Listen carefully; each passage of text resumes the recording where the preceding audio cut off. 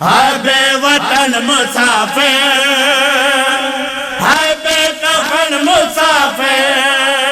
محرم الحرام کا آغاز ہوتے ہی دنیا بھر میں عزاداری کی تیاریاں زور پکڑ لیتی ہیں۔ عزاداری کے کئی انداز ہیں، لیکن کچھ رسومات اپنی انفرادیت کے باعث خاص توجہ حاصل کرتے ہیں۔ آج ہم بات کریں گے برچھی کے ماتم اور اس کی تیاریوں پر۔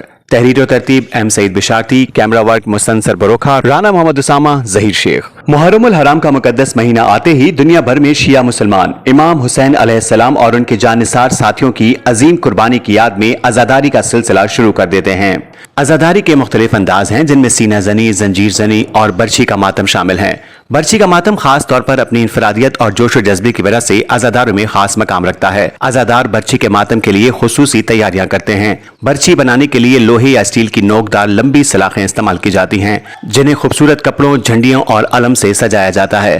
مختلف شہروں میں برچھی کے ماہر کاریگر انہیں تیار کرتے ہیں، جن کی خریداری محرم سے پہلے ہی عروج پر پہنچ جاتی ہے۔ برچھی کا ماتم اکثر محرم کی مجالس، جلوسوں اور خاص طور پر عاشورہ اور چہلم کے دنوں میں کیا جاتا ہے، جہاں عزادار ماتمی نوحوں پر برچھی کو اپنے جسم پر ہلکے وار کر کے امام حسین علیہ السلام کی یاد تازہ کرتے ہیں۔ علماء کرام اور ذاکرین عزاداروں کو نصیحت کرتے ہیں کہ اس عمل میں احتیاط برتی جائے تاکہ کسی کو شدید نقصان نہ پہنچے۔ یہ برچھی کا ماتم نہ صرف غم کا اظہار ہے، بلکہ امام حسین علیہ السلام کی راہ حق پر ثابت قدمی اور قربانی کی علامت بھی سمجھا جاتا ہے۔ عزاداری کا یہ منفرد انداز ہمیں امام حسین علیہ السلام کی قربانی اور حق و باطل کی جنگ کی یاد دلاتے ہیں۔